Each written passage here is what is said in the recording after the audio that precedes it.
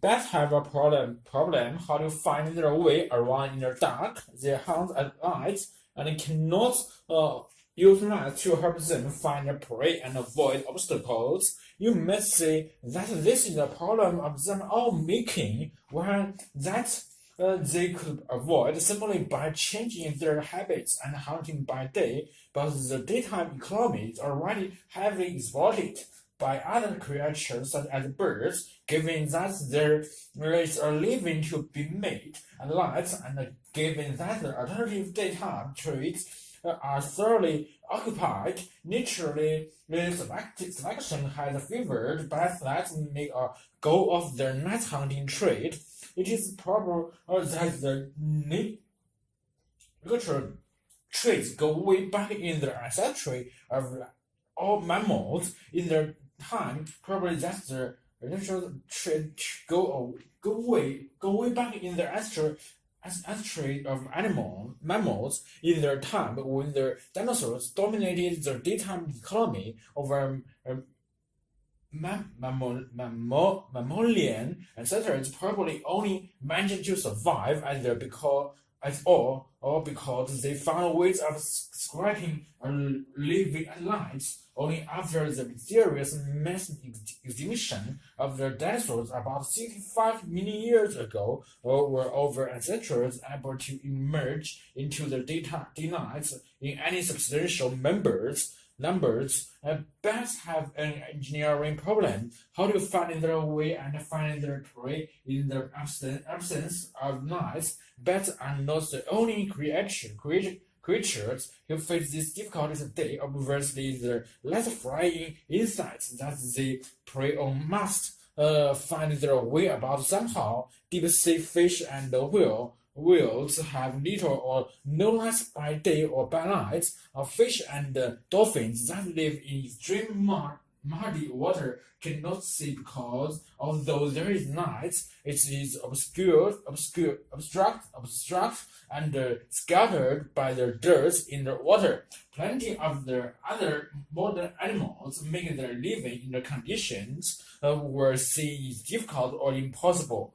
Given the question of how they maneuver in the dark, what solutions must an engineer consider? The first one that must occur to him is to manufacture lights to use lantern or search lights. Fireflies and some fish, usually with the help of bacteria, have the power to manufacture their own lights, but the process seems to consume a large amount of energy. Fireflies use their lights for attracting mates. This doesn't require a prohibitive amount of energy. A male's tiny pinprick of light can be seen by a female from some distance on dark nights, since her eyes are exposed directly to the light source itself. However, using light to find one's own way around requires vastly more energy, since their eyes have to detect the tiny fraction of their lights that balances off each part of the scene. The light source must therefore be immensely brighter if it is to be used as headlights to illuminate the path, than if it's to be used as a signal to others. In any event, whether or not the reason is the energy dispense, it seems to be the case that with the possible exceptions of some wild deep-sea fish, no animal apart from man use manufacture light to find its way about. What else makes the engineer think of? Well, behind humans sometimes seem to have an uncanny sense of obstacles in their path. It has been given their name facial vision because blind people have reported that it feels a bit like the sense of touch on their face. So one report tells of a total blind boy who could ride his tricycle at school speed around the block near his home using facial vision. Experiments showed that, in fact, facial vision is nothing to do with touch or to front of the face, although the sensation may be referred to the front of the face, like the referred pain in the phantom lamp. The cessation of visual vision, it turns out, really goes in through their ears. Blind people, without even being aware of the fact, are actually using echoes of their own footsteps and other sounds to sing their presence of obscure obstacles. Before this was discovered, engineers had already built instruments to exploit the principle. For example, to measure the depth of the sea under the ship after this technique had been invented. It is only a matter of time before weapons designers adapted it for the detection of submarines. Both sides in the Second World War relied heavily on these devices. Under such dilemmas, as ethnic British and solar American, as well as radar American or RDF British, which use radio echoes rather than sound echoes, their sonar or radar pioneers didn't notice them, but the other world now knows that bats, or rather nature selection works on bats, has preferred them systems that tens of millions of years earlier, and their radar achieves feats of detection and navigation that would strike an engineer down with admiration.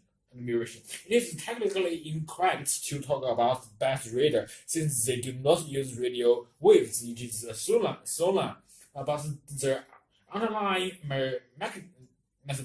mathematical theories of radar and sonar are very similar, and much of the scientific understanding of the details of what bats are doing has come from applying radar theory to them. The American zoologist Donald Griffin, who was largely responsible for the discovery of sonar in bats, coined the term echolocation to cover both sonar and radar, whether used by animals or by human instruments.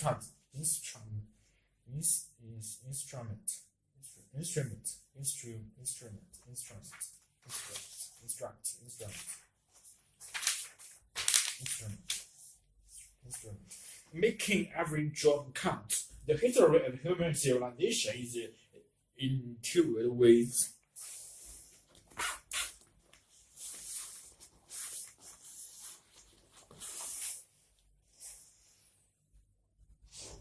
The history of the ways we have learned to manipulate water resources, and towns gradually expand. Water was brought from increasingly remote sources, leading to sophisticated engineering efforts such as dams and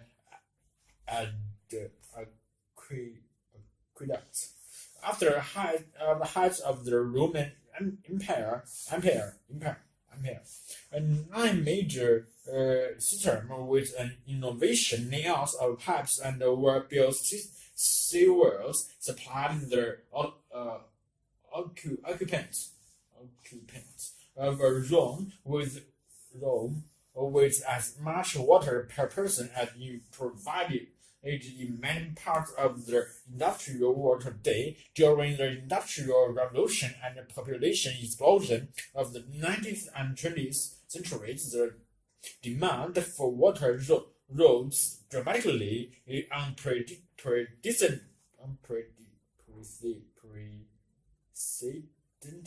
Unprecedented construction of tons of thousands of monuments, engineering projects designed to control floods, protect clean water supplies, and provide water for irrigation and hydropower hydropower brought great benefits to hundreds of millions of people. Food production has kept pace with soaring populations, mainly because of the expansion of artificial irrigation systems that make possible that a growth of 40% of the world food, nearly one-fifth of all the electricity generated worldwide, is produced by turbines and spun by the power of falling water. Yet there's a dark side to the picture. Despite our progress, half of the world's population still suffers with water service inferior to those available to the ancient Greek and Romans, and the United Nations report on access to water reiterated. In November 2001, more than 1 billion people lack access to clean drinking water. Some 2.5 billion do not have adequate sanitation service, preventable water-related disease care, and estimates 10,000 to 20,000 children every day, and the latest evidence suggests that we are falling behind in effort to solve those problems. The consequences of our water policy extend beyond jeopardizing human health. Tens of millions of people have been forced to move from their homes, often with little warning of compensation, to make a way for reservoirs behind dams. More than 20% of all freshwater fish species are now threatened or endangered because dams and water withdrawals have destroyed the free-flowing river ecosystem when they thrive. Certain irrigation practices degrade soil quality and reduce agricultural productivity. Groundwater aquifers are being pumped down faster than they are literally replenished. In parts of India, China, the USA, and elsewhere, and disputes over shared water resource have led to violence and continue to raise local, national, and even international tensions. At the outside of the new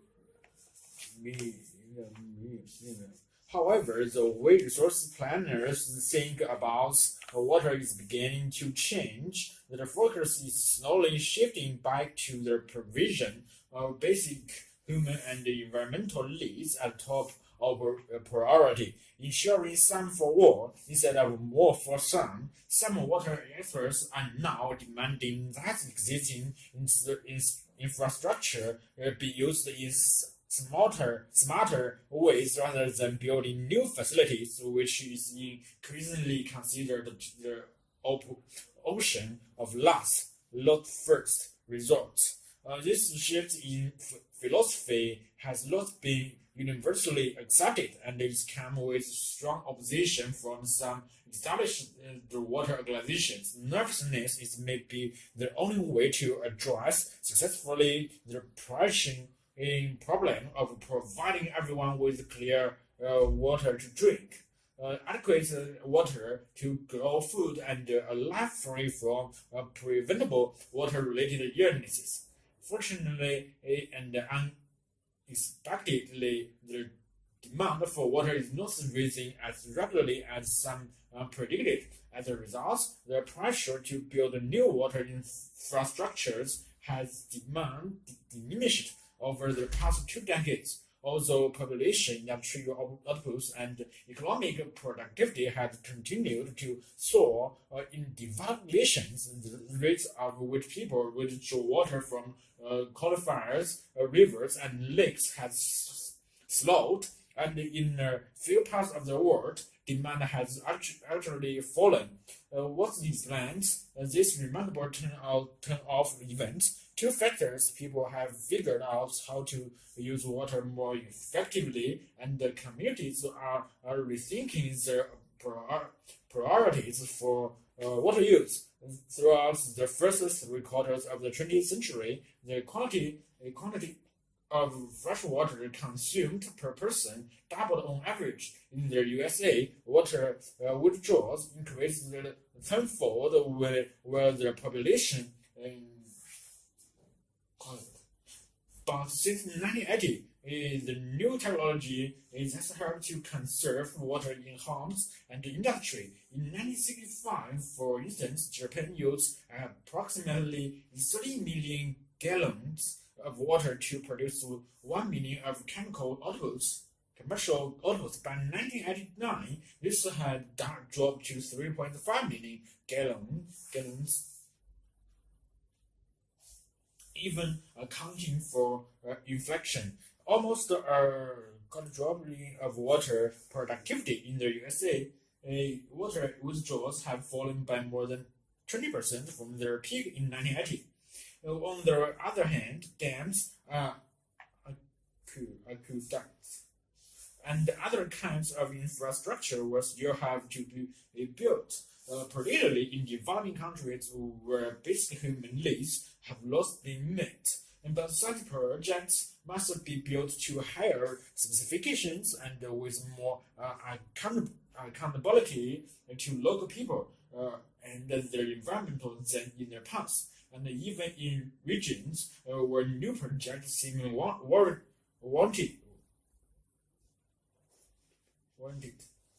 We must find a way to meet demands with fewer resources, respecting ecological criteria and to a smaller budget.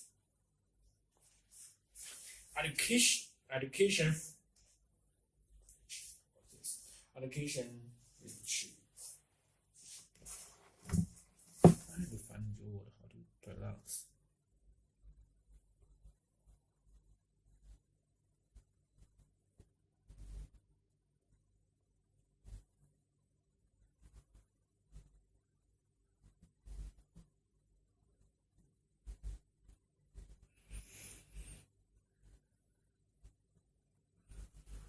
PS1 essentially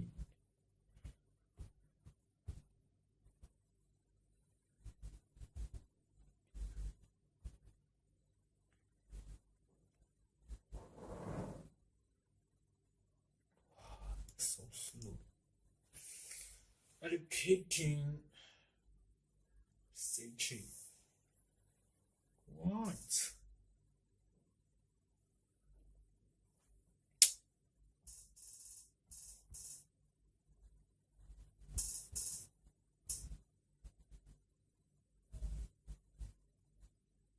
Psyche.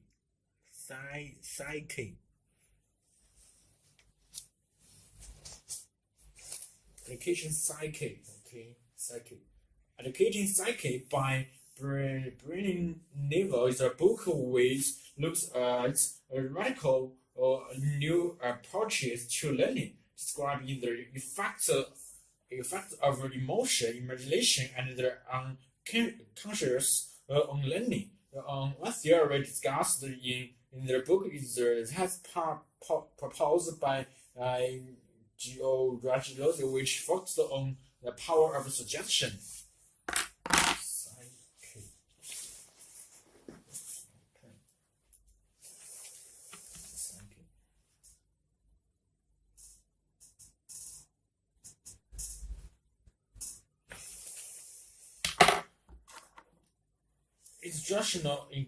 Instructional technique is based on the evidence that the connections made in the brain through unconscious processing, which had a non-specific mental reactivity and more durable than those made through conscious processing. Besides, The laboratory evidence for this we know from our experience that we often remember what we have perceived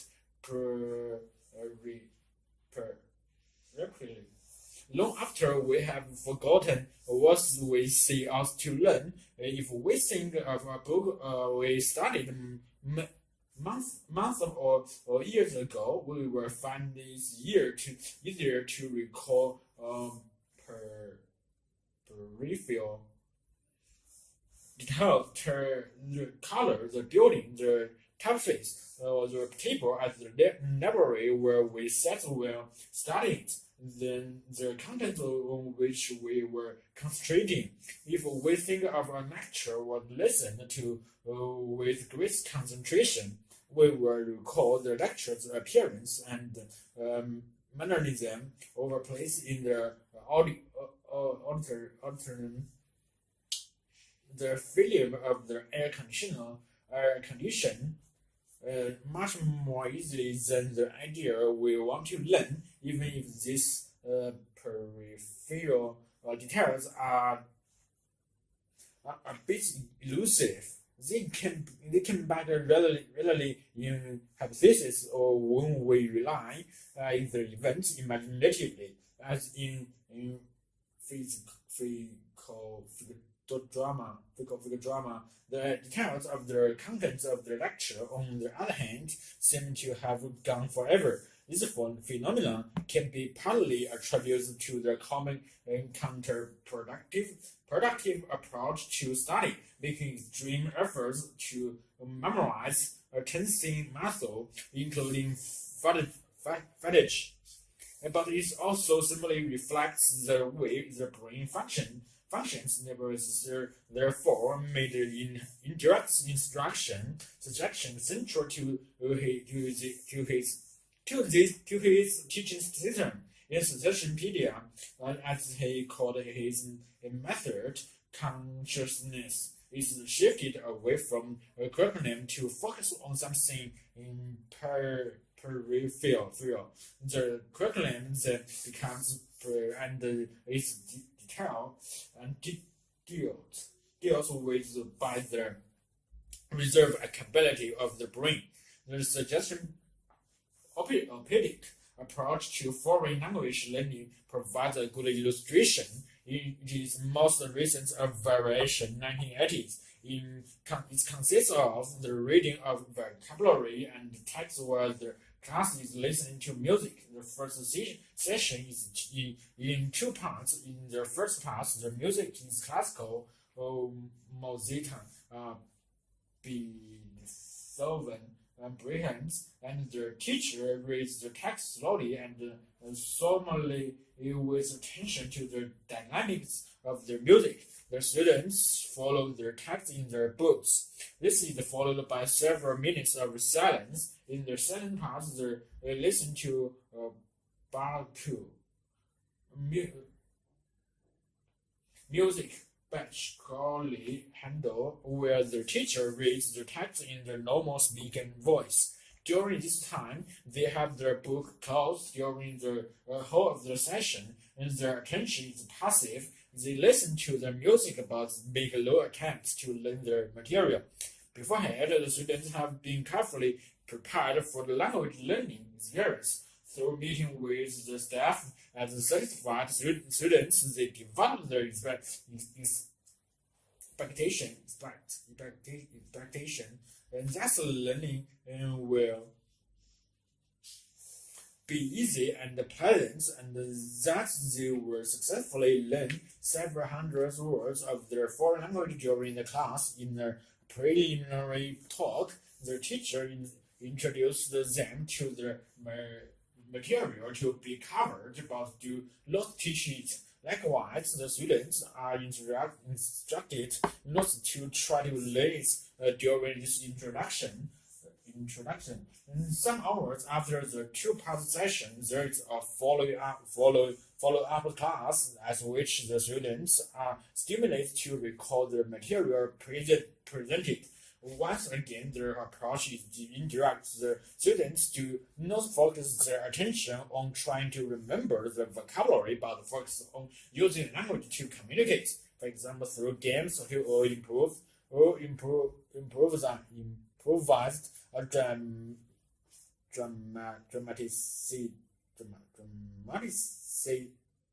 dramatization. Such methods are not unusual in language teaching. What is distinctive in the suggestive method is that they are devoted entirely assisting recall. The learning of the material is assumed to be automatic and effortless.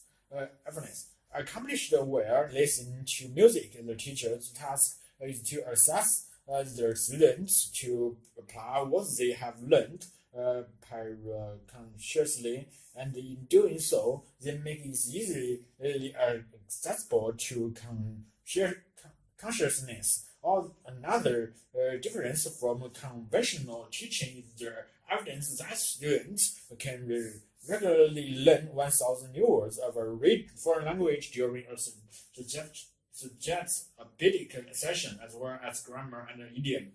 Lozilon experimented with teaching by direct suggestion during sleep, hypnosis, and trance states, but found such procedures unnecessary. Hypnosis, yoga, silver mind control, religions,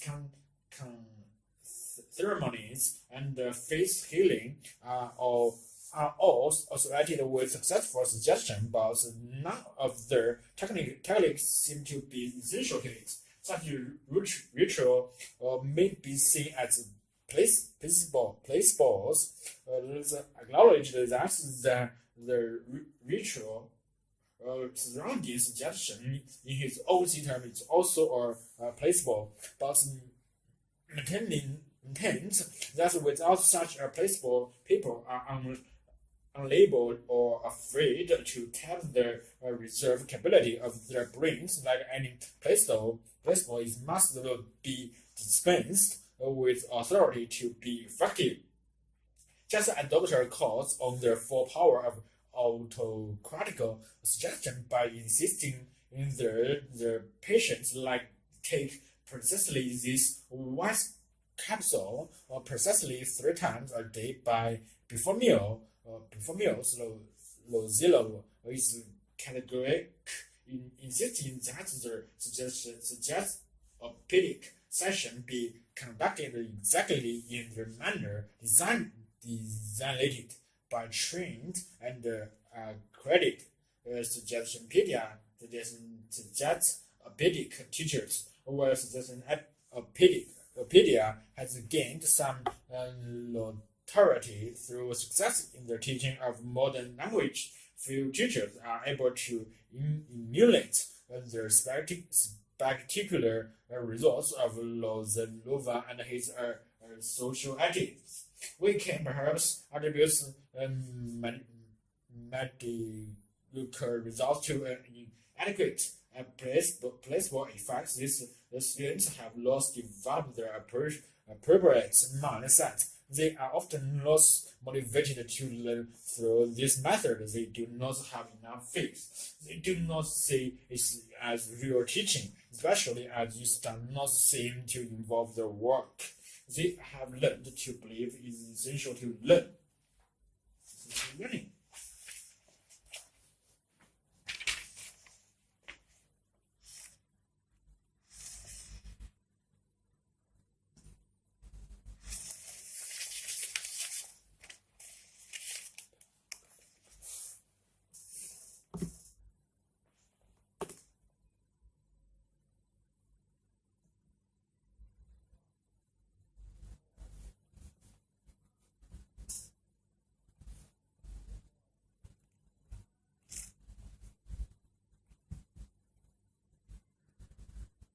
What?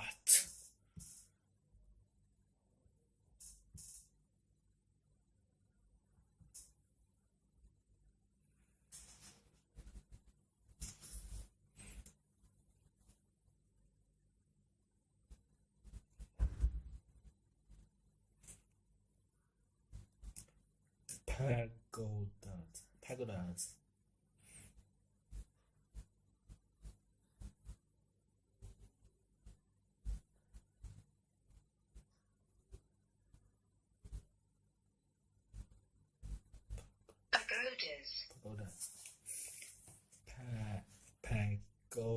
Pagodas. Pagodas.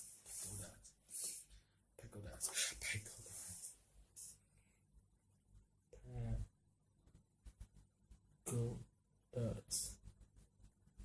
Pagodas.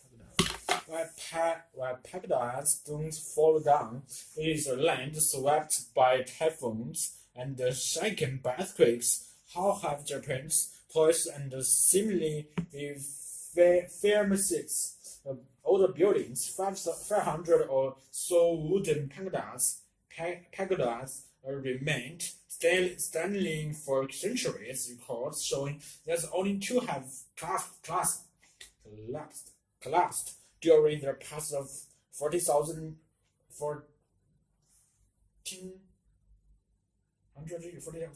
years. 1,400 years. Those that have disappeared were destroyed by fire as a result of lightning or civil war. The distorted Hanshin earthquakes in 1995 killed 6,400 people. Toppled elevated highways, flattened office blocks, and devastated the past area of Cobb. Yet it's not the magnificent five-story pagodas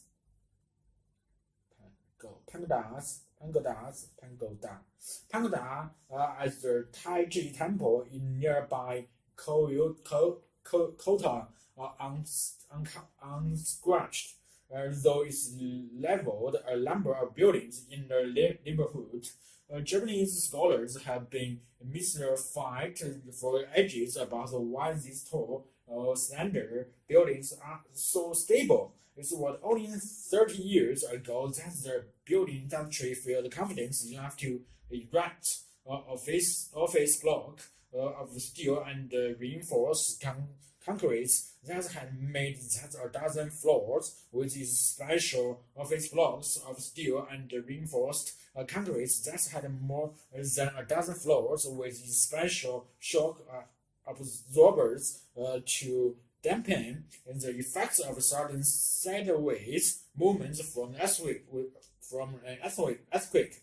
The 56-story building in central Tokyo, Japan's first skyscraper, was considered a masterpiece of modern engineering when it was built in 1968. Yet in 826, with only pegs and wedges to keep his wooden structure upright, the master builder Kobayashi had no hesitation in sending his majestic Taiji Pagoda soaring 55 meters into the sky, nearly half as high as the skyscraper built some 11 centuries later. Clear Japanese carpenters of their day knew a few tricks about allowing a building to swing and settle itself rather than fight lateral force. But what sort of tricks? The multi-story pagoda came to Japan from China in the 6th century, as in China they were first introduced with Buddhism and were attached to important temples. The Chinese built their pagodas in bricks or stone with the inner staircases, and used them in later centuries mainly as local condition and towers. When the pagoda reached Japan, however, its architecture was freely adapted to local conditions. They were built nest high, typically 5 rather than 9 stories, stories made meaning particularly useful because become more of as objects because of the typhoons that beat better Japan in the summer. Japanese builders learned to extend the edges of buildings further beyond their walls. This prevents rainwater gushing down the walls. Pangadas in China and Korea have nothing like the overhang, and that is found on Pangada as in Japan. The roof of a Japanese temple building can be made to overhang the size of the structure by 50% or more of the building's overall width. For the same reason, the builders of Japanese pangadas seem to have further increased their width by choosing to cover this extended lots with the polyethylene. Types of many Chinese pangadas, but with much higher earthware types. But this does not totally explain the great reliance of Japanese pangadas. And it is in the answer that like a tall pine tree, the Japanese pangada with its massive trunk-like central pillar, known as Shin Basin area, similarly flexes and sways during a typhoon or earthquake. For centuries, many thought so, but the answer is not so simple because the startling thing is that the actually carries no load at all. In fact, in some pangadas, design does not even rest on the ground, but is suspended from the top of the pangada, hanging loosely down through the middle of the building. The weight of the building is supported entirely by 12 outer and 4 inner columns. And what is the rule of the central pillar? The best way to understand the rule is to watch a video made by Suzhou Ista, a structural engineer at Kyoto Institute of Technology, Mr. Ashley known to his students as Professor Pangada. Because of his passion to understand the Pangada, has built a series of models and tested them on a shake table in his laboratory. In short, they was acting like an enormous stationary pendulum. And the ancient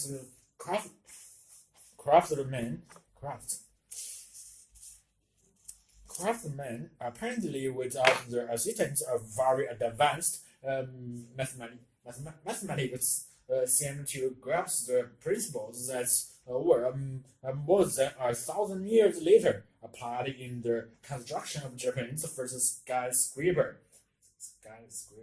What those earlier craftsmen had found by applied in the construction of Japan's first skyscraper. What those earlier craftsmen had found by trial and error was that under pressure, pangada, a loose stack of floors could be made to slipper and flow independent of one another. Viewed from the side, the pangada seemed to be doing a snake dance, with each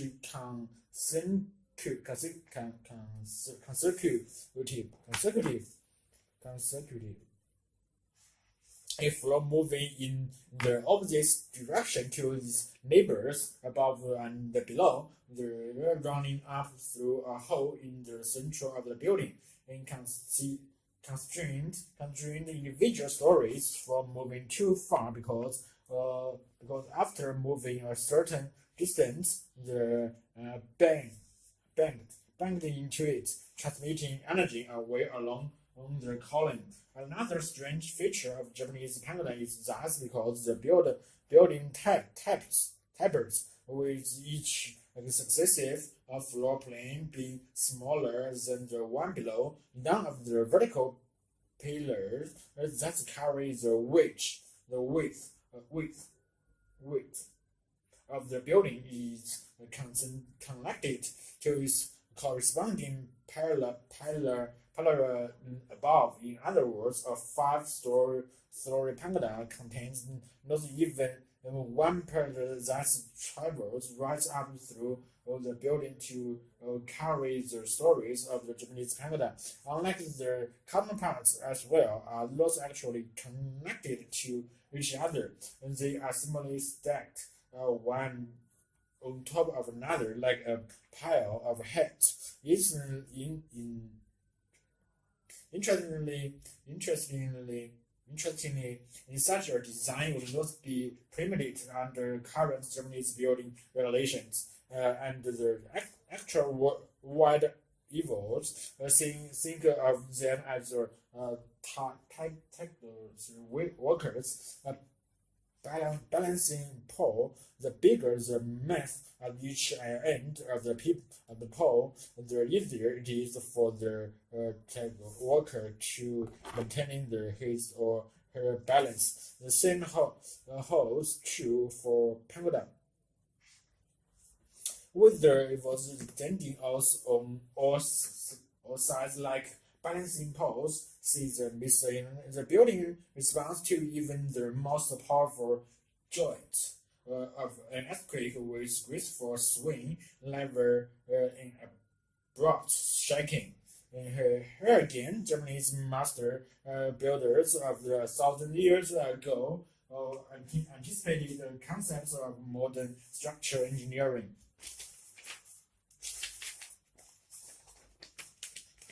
The true cost of food. For more than 40 years, the cost of food has been rising. It has now reached a point where a growing number of people believe that is far too high, and that bringing it down will be one of the greatest challenges of the 21st century. That cost, however, is not immediately cash in the West at least. Most of the food is now far cheaper to buy in relative terms than it was in 1980s. The cost is in the collateral damage of the very method of food production that have made the food cheaper, in the pollution of water, the evolution of soil, the destruction of wildlife, the harm to animal welfare, and the threats to human health caused by modern industrial agriculture. First, the mechanization. First,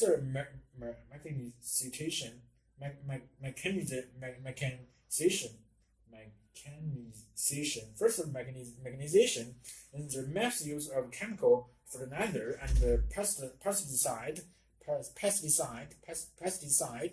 the monocultures, the battery rearing of livestock, and now genetic engineering. The onward much of intensive farming has seemed unstoppable in the last half century, as the yield produce have soared, but the damage it has caused has been colossal in Britain. For example, many of our best-loved farmland birds, such as the skylark, the grey partridge, the lobwing, and the corn bunting, have vanished from huge stretches of countryside, and have even more wildflower and insects. This is a direct result of the way we have produced our food in the last 4 decades. Thousands of miles of thousands of pounds have disappeared from the landscape. The facial face of salmon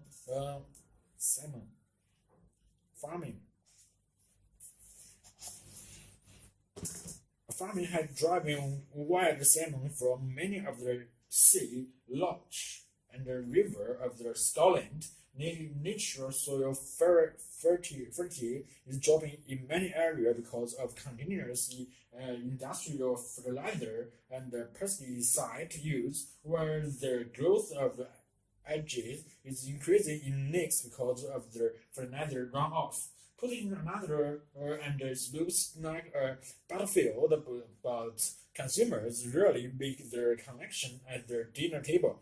This is mainly because the cost of all this damage are what economists refer to as externalities. Is nantists. They are outside the main transaction, which is, for example, producing and selling a field of wheat, and are born directly by either producer or consumers. To many, their costs may not even appear to be financial at all, but many frustrated. Terrible shame, but nothing to do with money. And anyway, they, as consumer of food, certainly aren't paying for it, are they? But the cost of society can actually be quantified, and when added up, can amount to a staggering sum. A remarkable exercise in doing this has been carried out by one of the world's leading thinkers on the future of agriculture, Professor Joe Brady, director of the Center of Environmental and Social and Society at the University of Essex. Professor Brady and his colleagues calculated the externalities of British agriculture for one particular year. They added up the cost of repairing the damages caused and came up with a total figure of 2,343 million pounds. This is equivalent to 208 pounds for every hectare of arable land and permanent pasture. Almost as much again as the total government and the EU spent on British farming in that year, and according to Professor Brady, it was a conservative estimate. The costs include 120 million for removal of pesticides, 16 million pounds for removal of nitrates, 55 million pounds for removal of sulfate and soil, 23 million for the removal of the bug,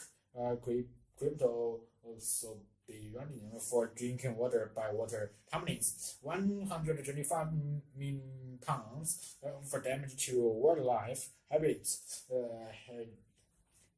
cattle and dry stone was 1,130 million pounds from emissions of gases likely to contribute to climate change, 106 million pounds from soil erosion and organic carbon losses, 169 million pounds from food poisoning, and 607 million pounds from cattle disease. Professor Brady draws a simple but memorable conclusion from all this. Our food bill are actually threefold. We are paying for over supposedly cheaper food in these serious ways. Once over the counter, secondly through our taxes, which provide the enormous subsidies upon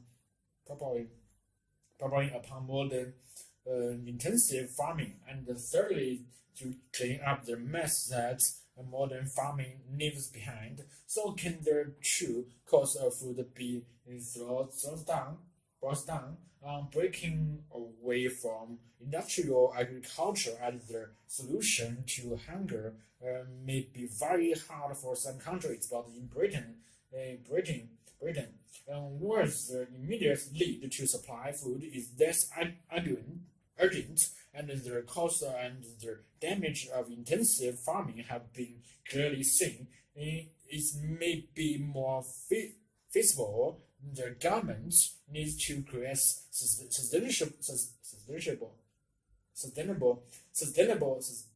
sustainable, competitive, and diverse farming and food sectors, which will contribute to a thriving and sustainable real economy and advance environmental, economic health, and annual welfare goals. But if industrial agriculture is to be replaced, what is a viable alternative?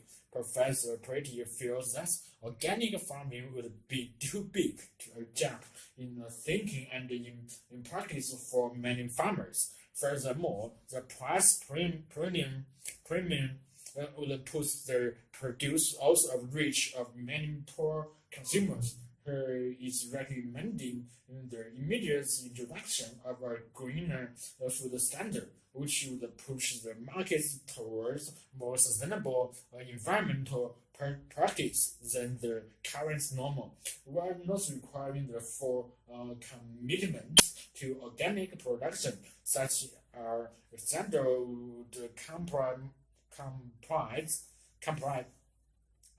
a great practice for different kinds of farming, covering chemical use, soil health, land management, water and energy use, food safety, and animal health. This could go a long way, he says, to shifting consumers as well as farmers towards a more sustainable system of agriculture.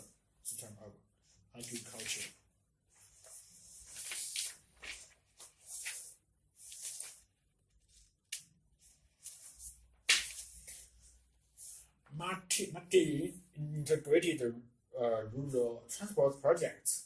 The disappointing results of many conventional road transport projects in Africa led some experts to rethink the strategy by which rural transport problems were to be tackled at the beginning of the 1980s. A request for help in improving the ability of transport would in the most market districts of southern Western and Tanzania presented to opportunity to try a new approach to concept of integrated rural transport was adopted in the task of examining the transport needs of the rural household in the district.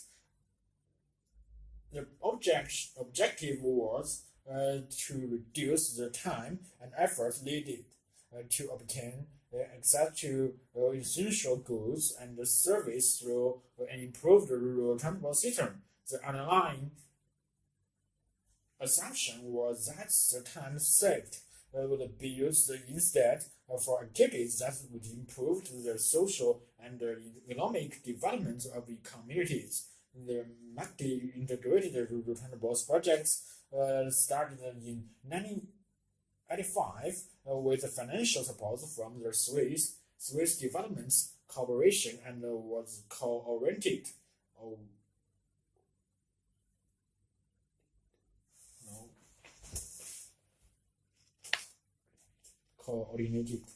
with the help of the Tanzanian government.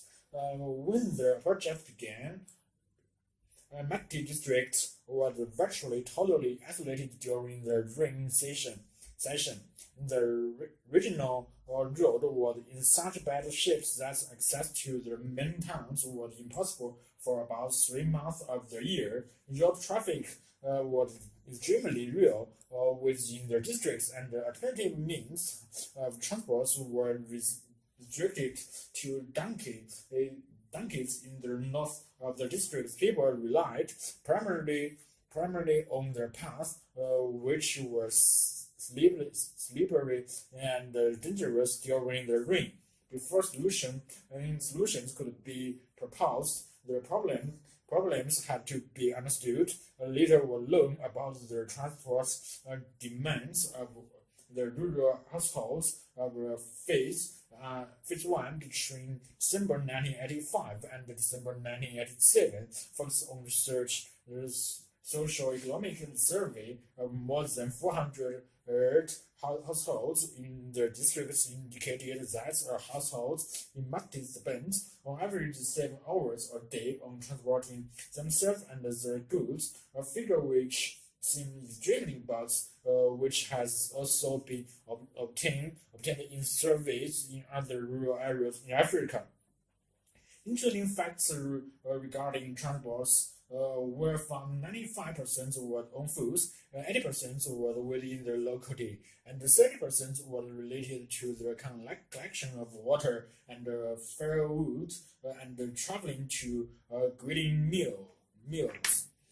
Having determined the main transport leads, possible solutions were identified which might reduce the time and burden. During Phase 2, from January to February 1991, a number of approaches were implemented in the effort to improve mobility and access to transport. An improvement of the road network was considered necessary to ensure the imports and exports of goods to their districts. These improvements were carried out using methods that were heavily dependent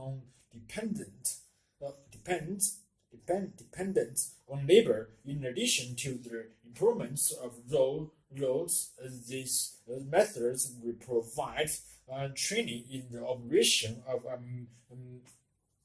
mechanical workshop and bus and truck service. However, the difference from the conventional approach was that this time consideration was given to local transport needs outside the road network. Most goods were transported along the path that provide shortcuts up and down the hillsides, but the paths were a real safety risky and made the journey on foot even more dust. It made sense to improve the path by building steps, handrails, and footbridges. It was uncommon to find means of transport that were more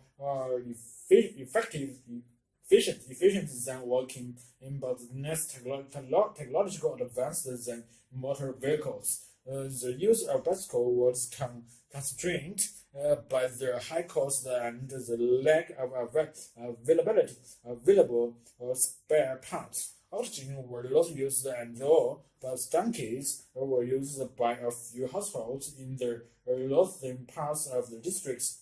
MIRTP focused on what would be most appropriate for the inhabitants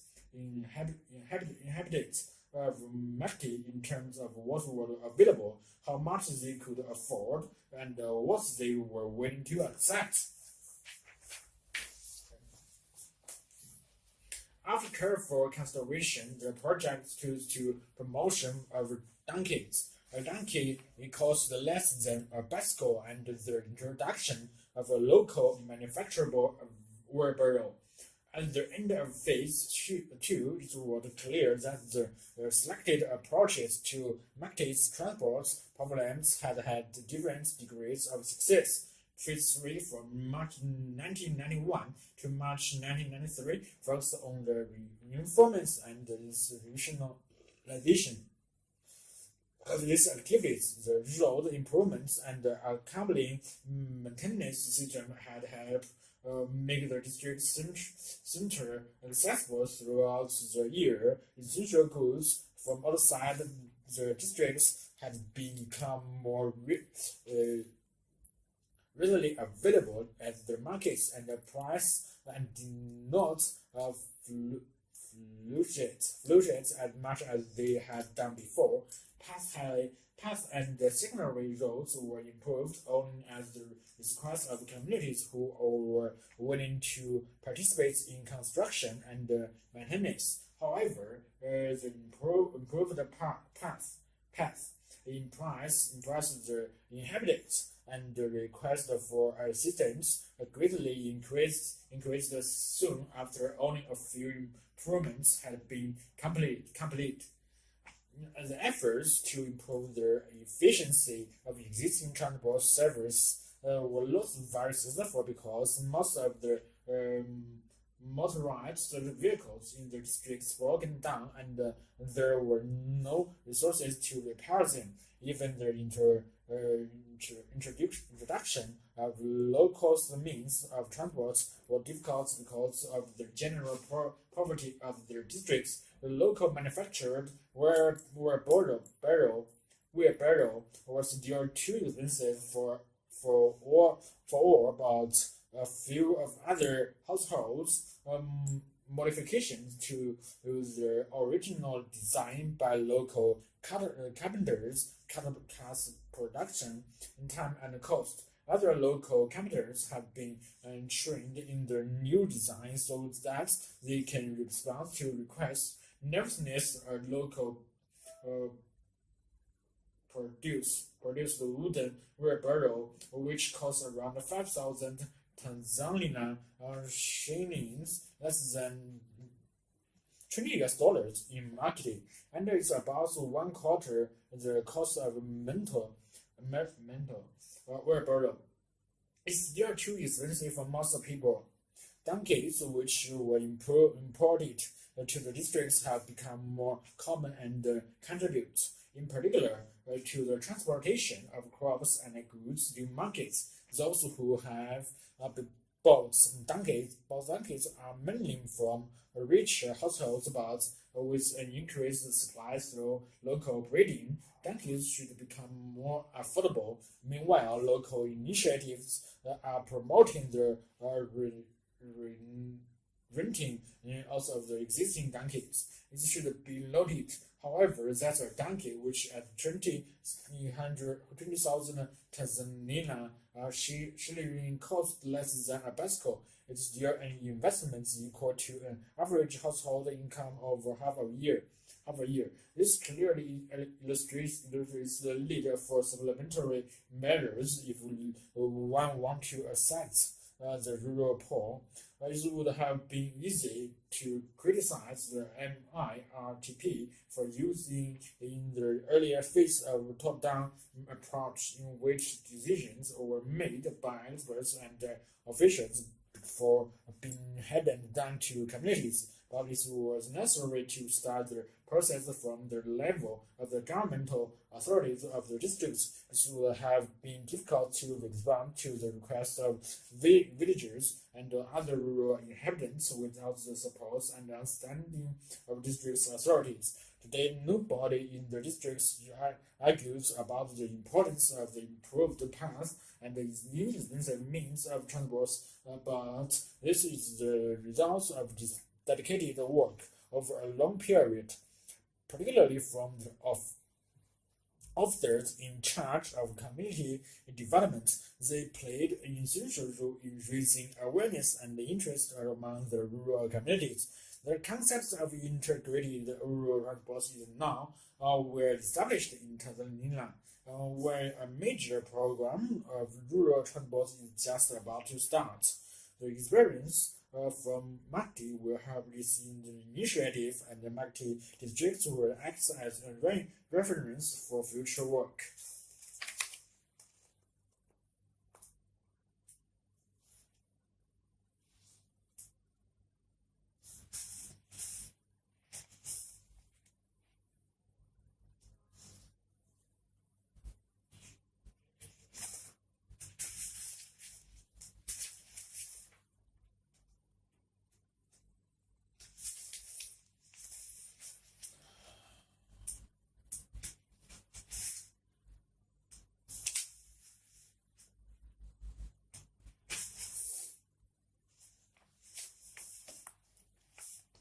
And intelligence. When we think of intelligent members of the animal kingdom, the creatures that spring immediately to mind are apes and monkeys. But in fact, the social lives of some members of the insect kingdom are sufficiently complex to suggest more than a hint of intelligence. Among these, the word of the ants has come in for considerable scrutiny lately, and the idea that ants demonstrate sparks of cognition has certainly not been rejected by those involved in these investigations. Ants store food, repel attackers, and use chemical signal to contact one another in case of attack. Such chemical communication can be compared to the human user visual and auditory channels as in religions chant, advertising images and jingles, political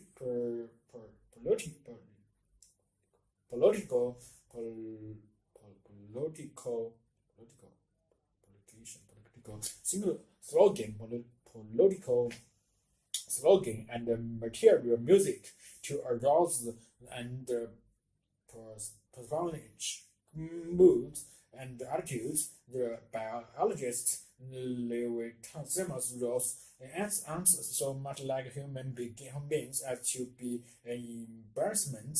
They from Fuji raise athletes as livestock, launching armies to war, using chemical sprites to alarm and consume enemies, capture slaves, engaging in child labor, exchanging information ceaselessly. They do everything but watching television. However, in ant, there is no cultural transmission. Everything must be encoded in their genes, whereas in humans, and the opposite is true, only basic instincts are carried in the genes of the newborn baby. Other skills being learned from others in the community as the child grows up. It may seem that this culture continually gives us a huge advantage of ants. They have never mastered fire or nor progressed their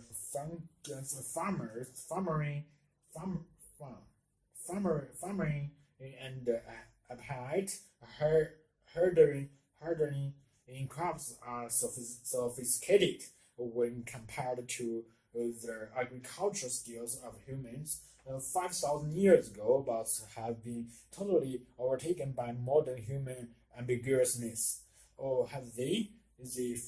Their farming methods of ants are at least sustainable. They do not ruin environments or use enormous amounts of energy. Moreover, recent evidence suggests that the crop farming of ants may be more sophisticated and adaptable than was thought. That over the farmers 50 million years before humans were, ants can't digest their cellulose in leaves, but some fungi can. The ants therefore cultivate this figure in their nest, bringing them leaves to feed on, and then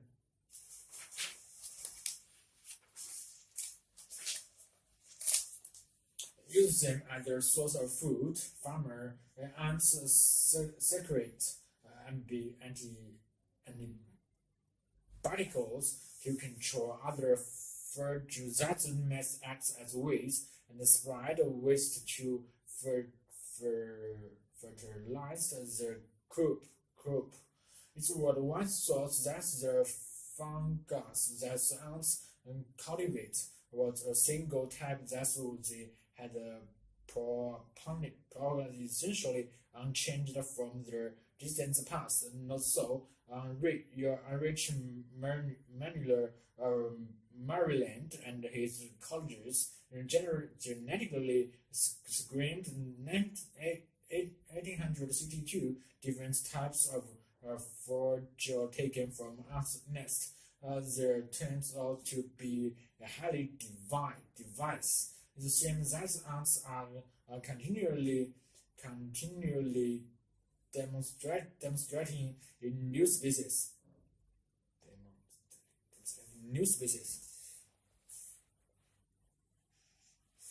Even more impressively, DNA analysis of the flagella suggests that the ants improved or modified their fungi by regularly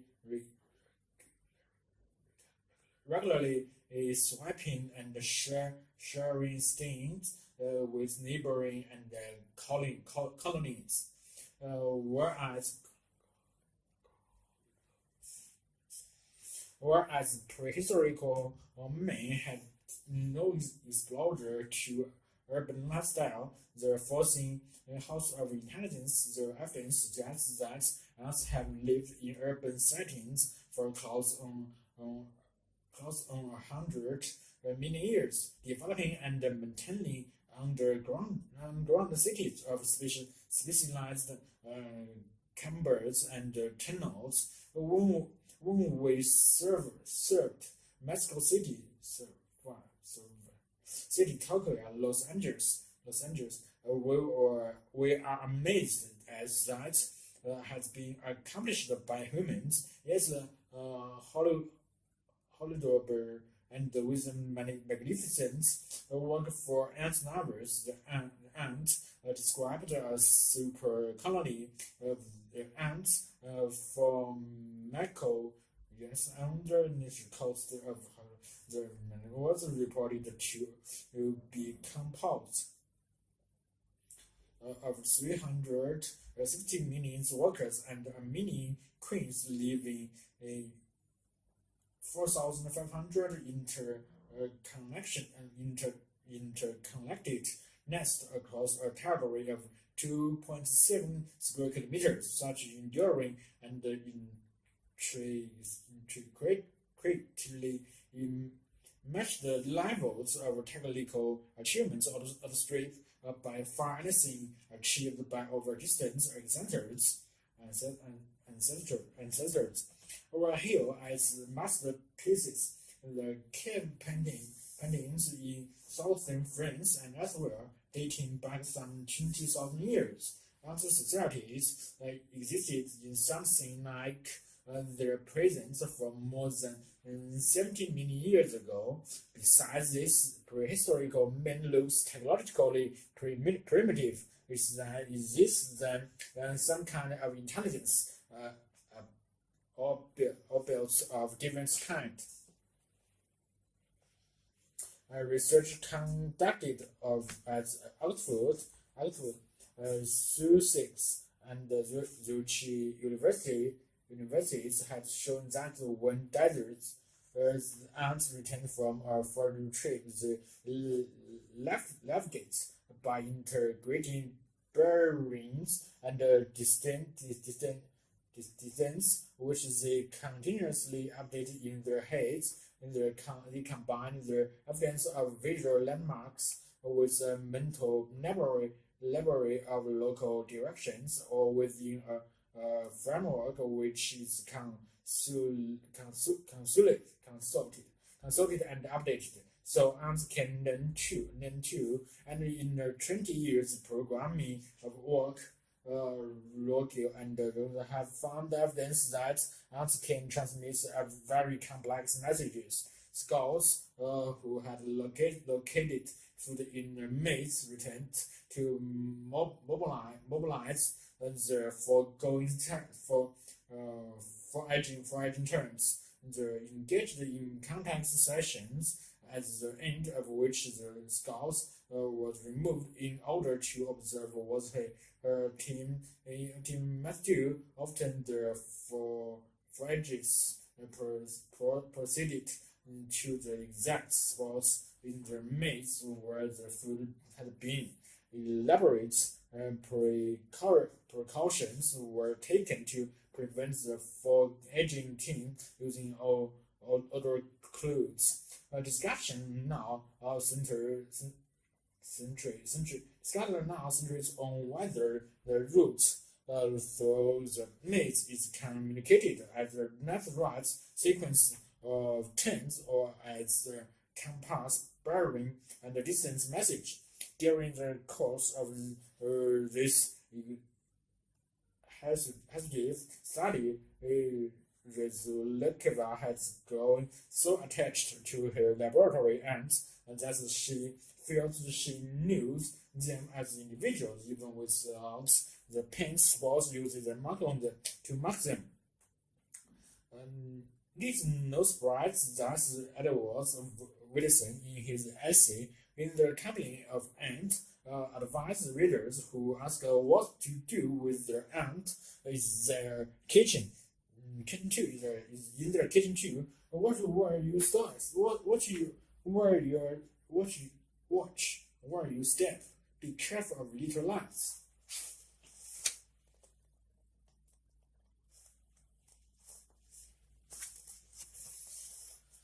Population movements and genetics. Study of the origin and the distribution of human population used to be based on archaeological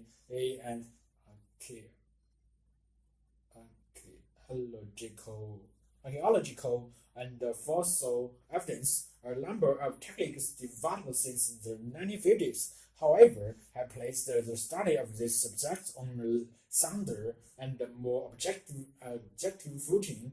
The best information on early population movements is now being obtained from the archaeology of the living body.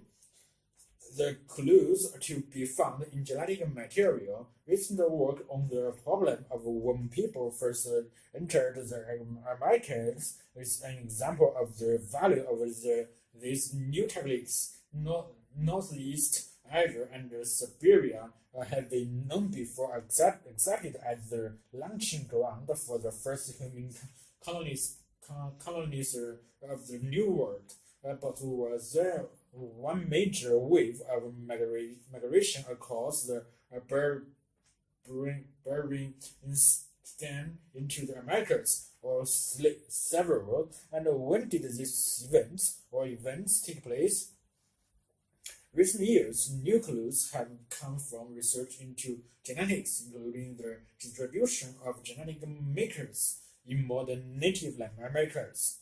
An important project led by the biological anthropologist Robert Williams focused on the variants called GM holotypes of the one particular protein, immunoglobulin G, found in the fluid portion of human blood. All proteins drift or produce variant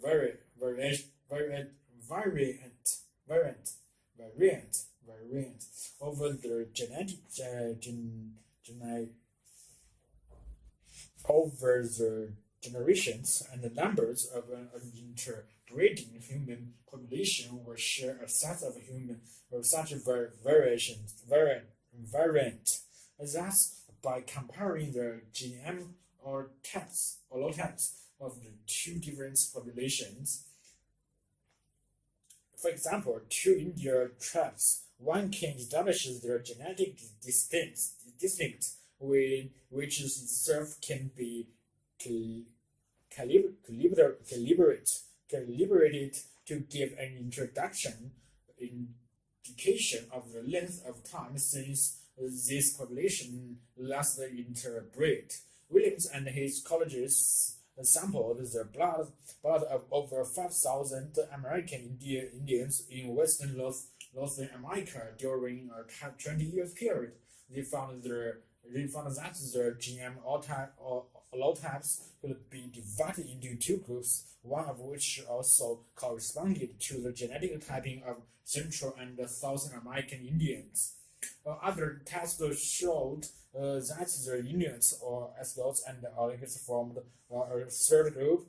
From this evidence, it was deduced there had been three major waves of migration across the Bering States. The first Paleo India wave more than 50,000 years ago was ancestral to all Central and South American Indians. The second wave, about 14,000 to 20,000 years ago, brought the Navajans hunters, ancestors of the Navajo and Apache, who only migrated south from Canada about 600 or 700 years ago. The third wave, perhaps 10,000 or 9,000 years ago, saw the migration from Northeast Asia of groups essential to the modern Alaska, Eskimo, and Alert. How far does other research support this conclusion? Genetic test.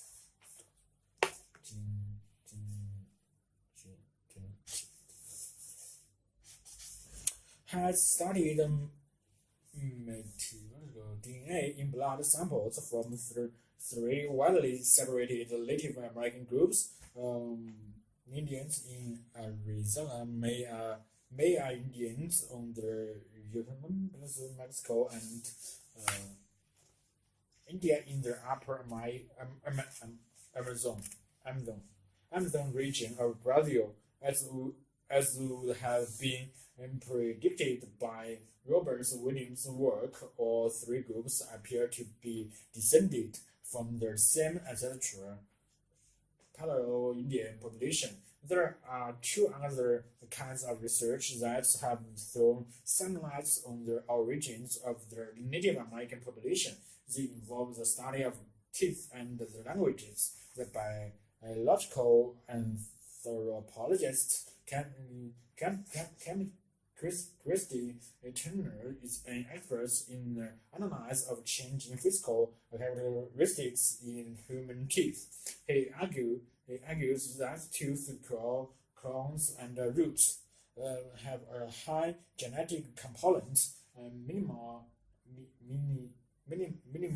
minimally affected by environmental and other factors. Studies carried out by Turner of many thousands of new and old world specimens, both ancient and modern, suggest that the majority of prehistoric Americans are linked to Northern Asian populations by crown and root traits, such as in or solving scoping out on one or both surface of the tooth. Single-rooted upper first premolar and triple-rooted lower first molar. According to Turner, this ties in which the ideas of single Paleo or India migration out of northern area, which he cites as before 40,000 years ago by collaborating rates of dental microevolution. Tooth analysis also suggests that there were two later migrations of Lodans and Alexolots. The linguist Geoffrey Greenberg has since the 1950s argued that all Native American languages belong to a single amount of family, except for London and a view that gives since the idea of three main migrations. Greenberg is in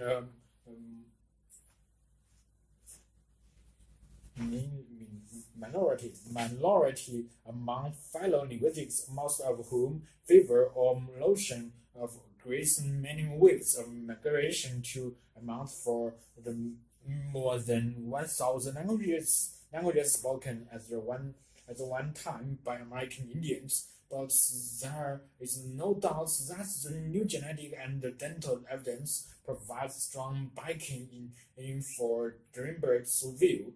This giving for the migrations should nevertheless be treated with caution. The exact were supported by hard archaeological evidence.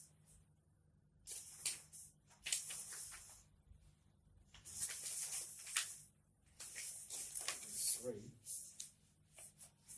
Forests are one of the main elements of our natural heritage. The declining of European forests over the last decades and a half has led to an increasing awareness of understanding of the serious imbalances which threaten them. European countries are becoming increasingly concerned by major threats to European forests, threats which known no frontiers other than those of geography or climate, air pollution, soil deterioration, and the increasing number of forest fires, and sometimes even the mismanagement of overland and forest heritage. There has been a growing awareness of the need for countries to get together to coordinate their policies. In December 1990, Starbuck hosted the first ministerial conference on the protection of European forests. The conference brought together 31 countries from both Western and Eastern Europe. The topics discussed include the coordinated study of the destruction of forests, as well as how to combat forest fire, and the extension of European research programs on the forest ecosystem. The preparatory work for the conference had been undertaken at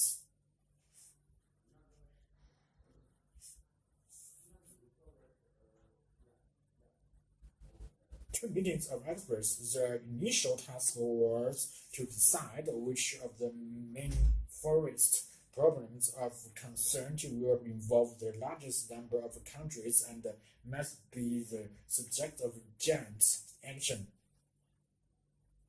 Those confined to particular geographical areas, such as countries bordering the Mediterranean or the Lauridic countries, therefore had to be discarded. However, this does not mean that in future they will be ignored. As a whole, European countries see forests as performing a triple function: biological, economic, and recreational. The first is to act as a green lung for our planet by means of photosynthesis. Forests produce oxygen through the transformation of solar energy. Thus, fulfilling what for humans is the essential role of an immense non-polluting power plants. At the same time, forests provide raw materials for human activities through their constantly renewed population production of wood. Finally, they offer those condiment to spend 5 days a week in an urban environment or an unrevealed area of freedom to unwind and take part in a range of leisure activities such as hunting, riding, and hiking. The economic importance of forests has been understood since the dawn of man. Wood was the first fuel. The other aspects have been regularized only for a few centuries, but they are becoming more and more important. Hence, this is a real concern throughout Europe, and the damage to the forest environment, which threatens these three basic rules. The myth of the nature of forests has survived, yet there are effectively no remaining primary forests in Europe.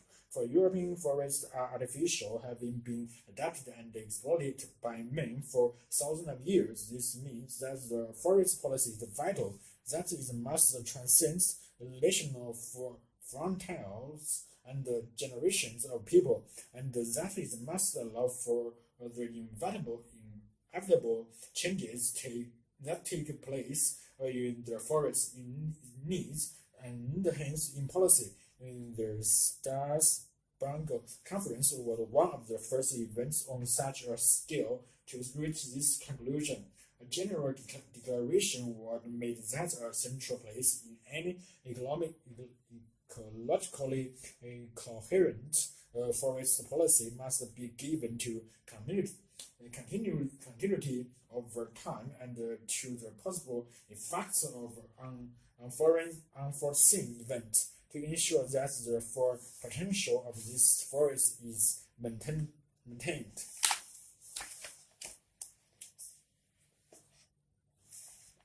That general declaration was accompanied by 6 detailed resolutions on assessing national policy making. The first purpose, the extension and the systematization of surveillance sites to monitor forest decline. And forest decline is still poorly understood, but leads to the loss of high proportion of our trees, leaves or leaves. The entire continent and the majority of species are now affected between 30% and 50% of the tree population. The condition appears to result from the cumulative effects of a number of factors, with atmospheric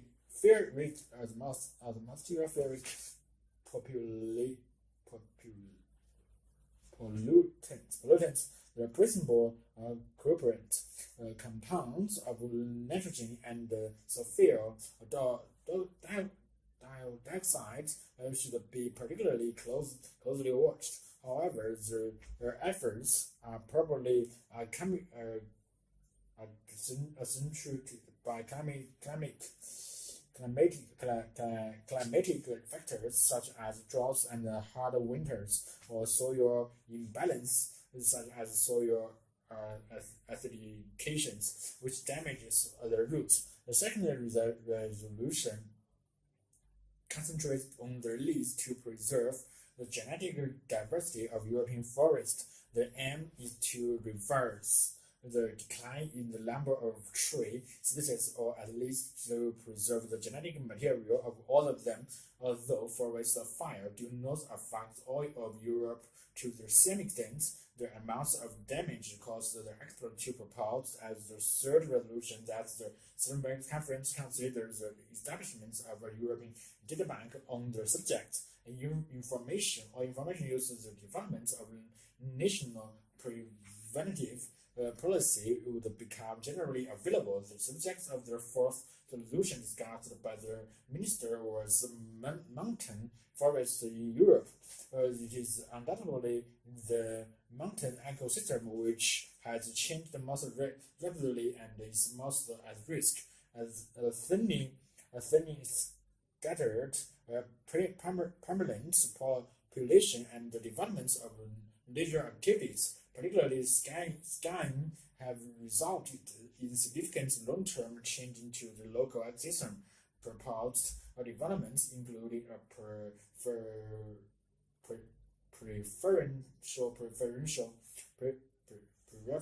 preferential research program on mountain forests. The fifth resolution will launch the European Research Network on the physiology of trees, called via the supposed giants. European research on the disease and their psychological and biochemical aspects. Each country concerned could increase the number of scholarship and other financial support for doctoral exams and research projects in this area. Finally, the conference established the framework for the European Research Network on forest ecosystem. This would also involve harmonism activities in individual countries, as well as identify a number of priority research for the future. This was the initial motivation, one now shared by all 31 participants representing 31 European countries. The final text commits them to ongoing discussion between governments, respective representatives with responsibility for forest.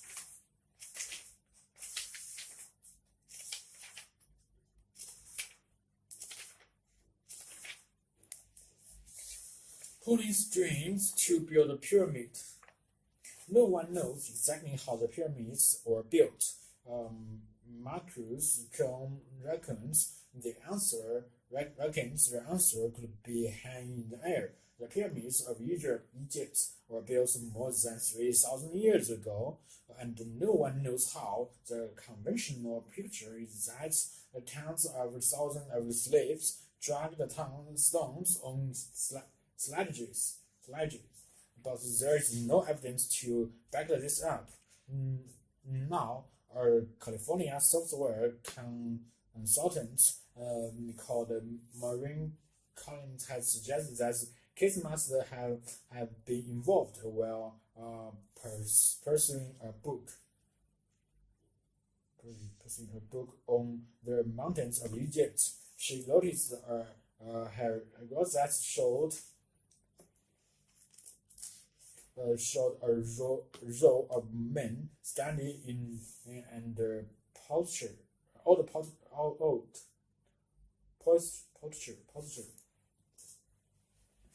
They were holding what looked like ropes and linked via some kind of mechanism system to a giant bird in the sky. She wondered if perhaps the bird was actually a giant kit, and the men were using it to lift a heavy object into good. Professor at the California Institute of Technology, he was fascinated by the idea coming from Iran. I have a keen interest in Middle Eastern science. He says he too were puzzled by the picture, and that had sparked Cam's interest. The objects in the sky apparently had wings far too short and wide for a bird. The possibility certainly existed that it was a kit, he says, and since he leaded a summer project for his students in demography investigating the possibility of using kits as heavy lifters, seemed like a good idea. And the Graph says themselves the task of raising a 4.5 meter stone column from horizontal to vertical using no source of energy except the wind. And the initial calculations and scale model wind tunnel experiments convinced them they wouldn't need a strong wind to lift the 33.5-ton column even a modest force.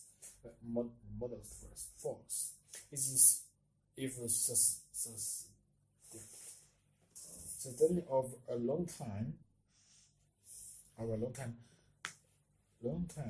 would do then the key was to use a pull system that would magnify the applied force. So they reached up a tent-shaped scaffold directly above the tip of the horizontal column, with the pullers support suspended from the scaffold's apse. The idea was that as one end of the column rose, the base would roll across the ground on the trolley.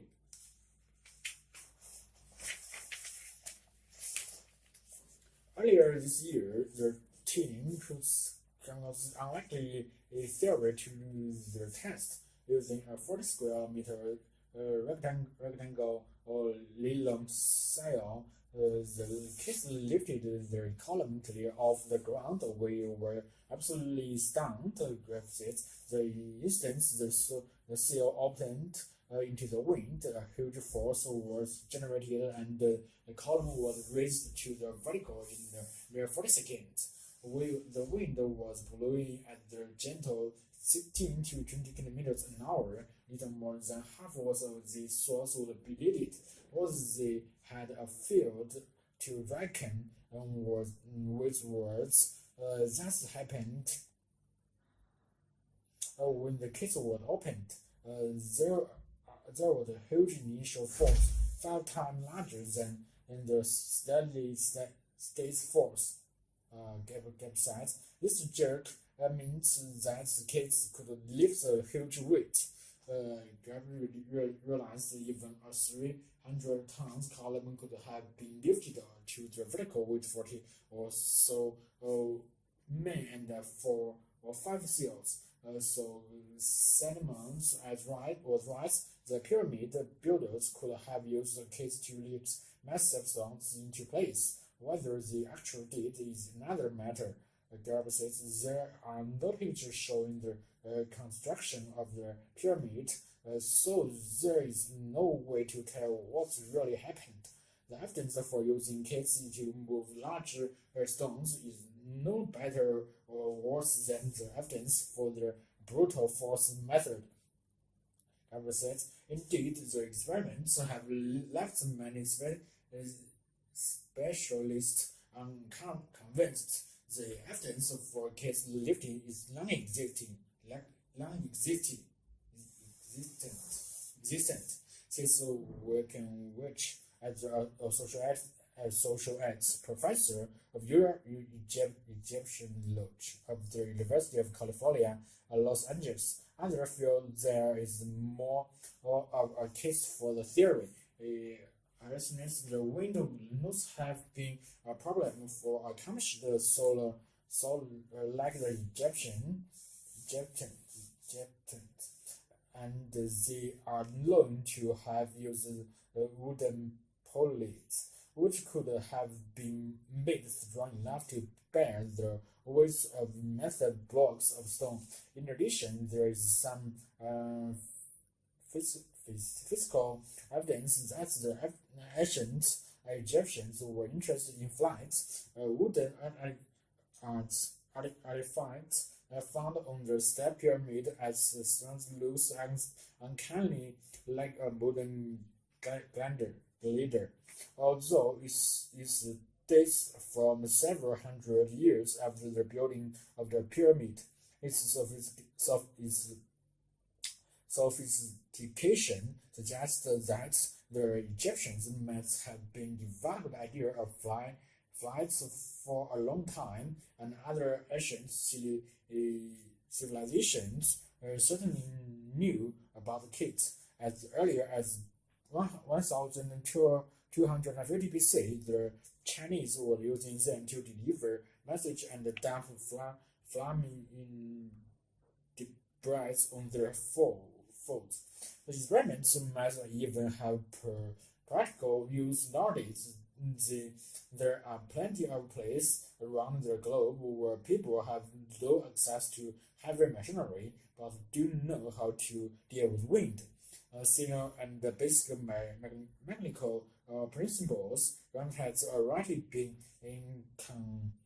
contacted by a civil engineer in Nicaragua who want to put up building with a roof supported by concrete arches on sites that heavy equipment can't reach. His idea is to build the arches horizontally and then lift them into place using kits.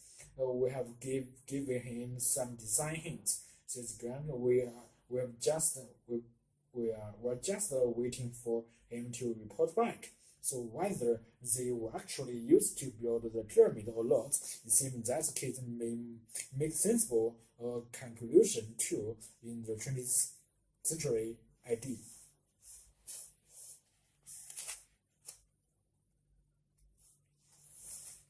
Endless harvest.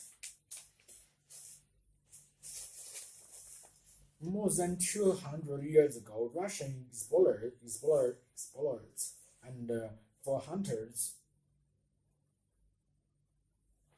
landed on the Atlas Islands of volcanic archipelago in the Northern Pacific, and landed of the land mass that lay further to the north.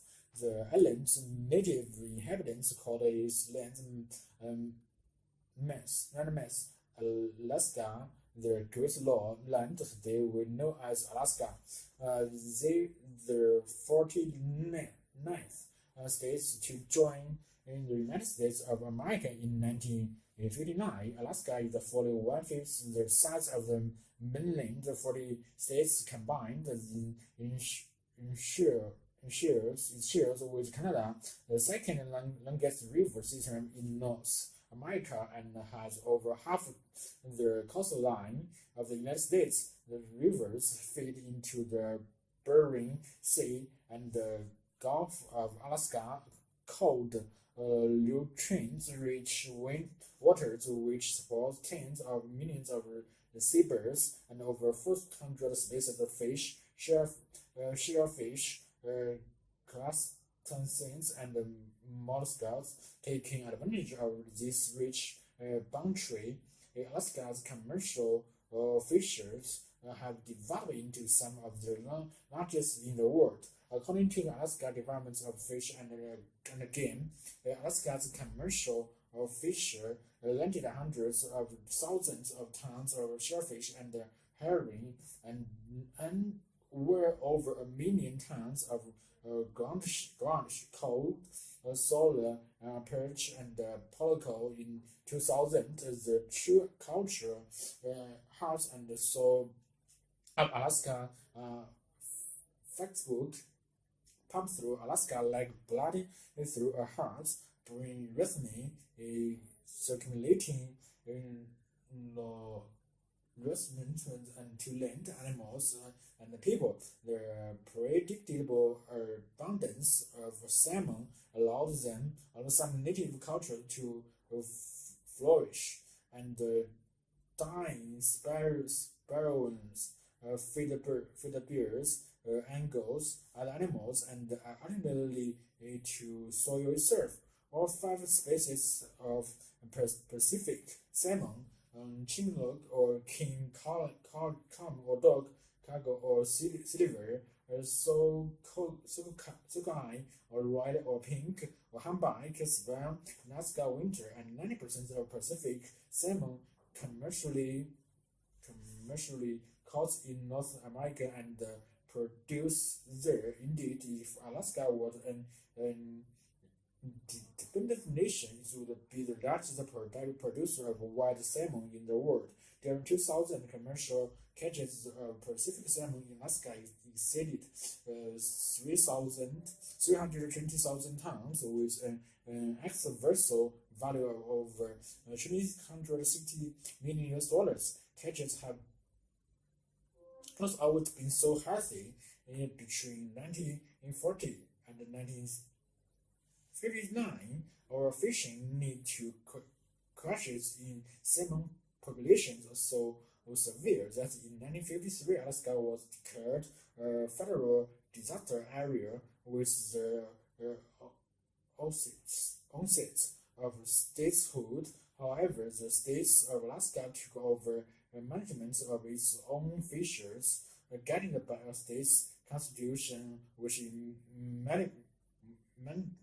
mandates the Alaska's nature resource be managed on a sustainable basis. At the time, statewide harvest totaled amount 25 million salmon. Over the next few decades, average catches steadily increased as a result of this policy of sustainable management until during the 1990s. Annual harvest were were in excess of 100 million, and on several occasions over 200 million fish.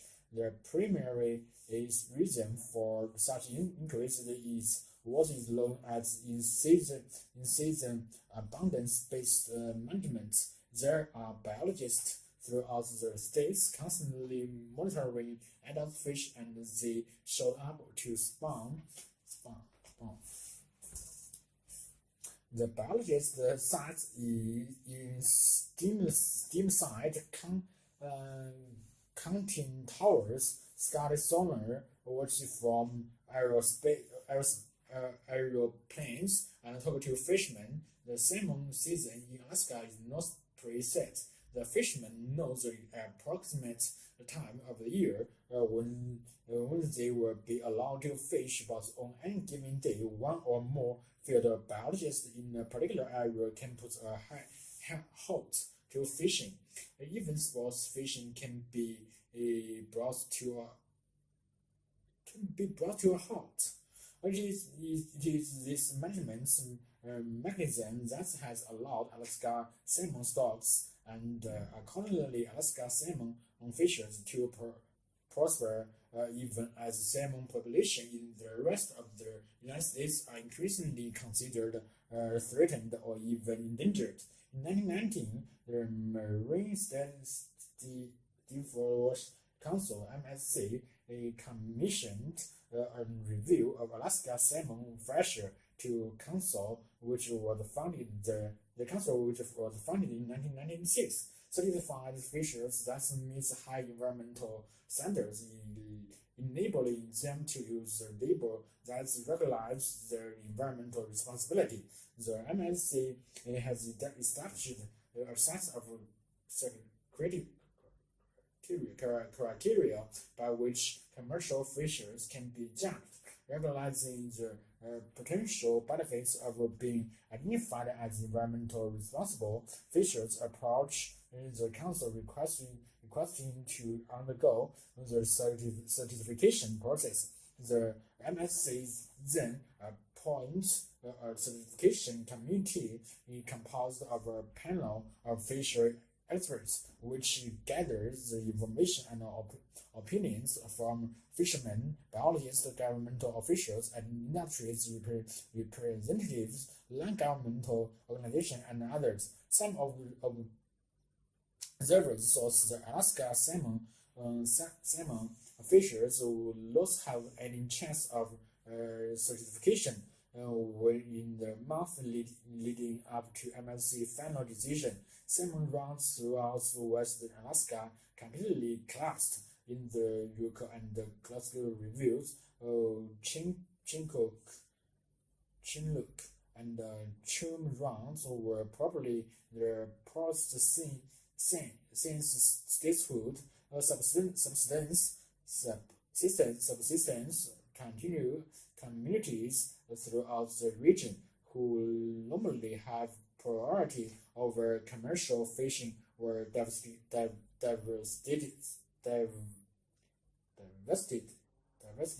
The crisis was completely unexpected, but researchers believe it has nothing to do with impacts of fishers. Rather, the content was almost certainly the result of climatic shifts promoted in part of cumulative efforts of the phenomenon on Pacific Ocean temperatures accumulating in the harsh winter, in which a huge number of salmon eggs were frozen. It could have meant the ends as far as the certification process was cancelled. However, the states reacted quickly, closing down all fishers, even those necessary for subsistence process. In September 2000, MSC announced that the Alaska salmon fishers qualified for certification. 7 companies produced Alaska salmon was immediately granted permission to display the MSC logo on their products. Certification is the for an initial period of 5 years within an animal reviewed to ensure that the fishery is continuing to meet the required standard.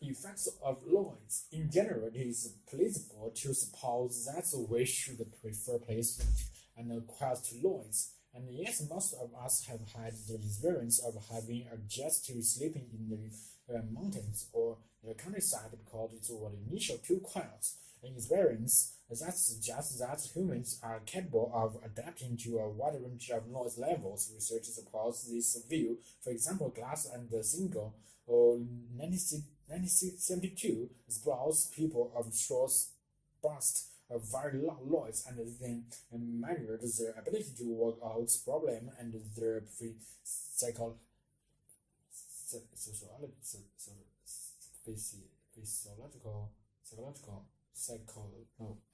reaction to the noise. The noise was quite disruptive at first, but after about 4 minutes, the subjects were doing just as well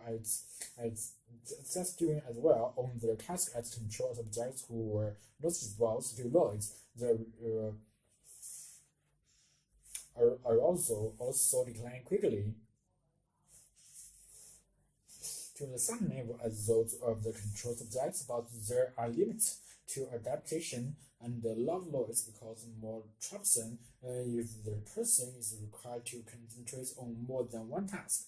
For example, high noise levels interfered with the performance of subjects who were required to monitor 3 deals at a time. A task loss unlike that an airplane pilot or an air traffic controller. Similarly, noise did not affect the subject's ability to track a moving line with the steering wheel, but it did interfere with the subject's ability to repeat numbers while tracking. Probably the most significant finding from research on noise is that its predictability is more important than how loud it is. We are much more able to turn out chronic background noise, even if it is quite loud, than to work under circumstances with unexpected intrusiveness of noise. In the Glass and Single study, in which subjects were exposed to bursts of noise as they worked on a task, some subjects heard loud bursts and others heard soft bursts.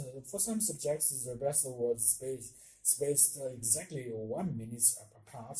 Predictable noise. Others heard the same amount of noise overall, but the burst occurred as a random interval. Unpredictable noise. Subjects reported finding the predictable and unpredictable noise equally annoying, and all subjects performed at about the same level during the noise portion of experiments, but the different noise condition had quite different after effects when the subjects were required to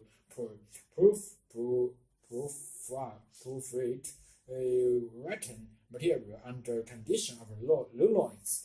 As shown in Table 1, the unpredictable noise produced more errors in the later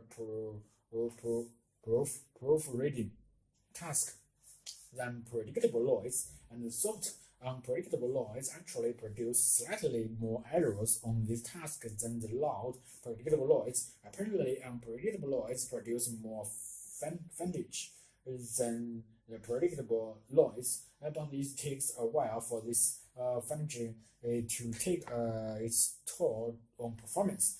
Predictably, it is not the only variable that's reduced on in minute.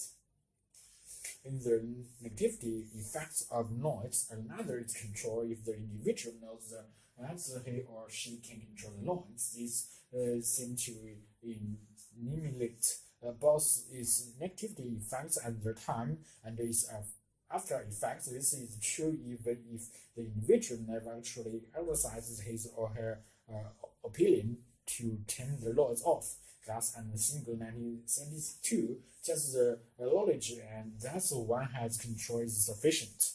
The studies discussed so far expose people do noise for only short periods as only transient efforts were studied, but the major worry about noise environments is that living day after day with chronic noise may produce serious lasting effects. One study suggesting that this worry is a realistic one. Compared elementary school pupils who attend schools near Los Angeles buses airports with students who attend the school in the class neighborhoods. It was found that children from the noise schools had a higher blood pressure and were more easily distracted than those who attended the class schools. Moreover, there was low evidence of adaptability to the noise. In fact, the longer the children had attended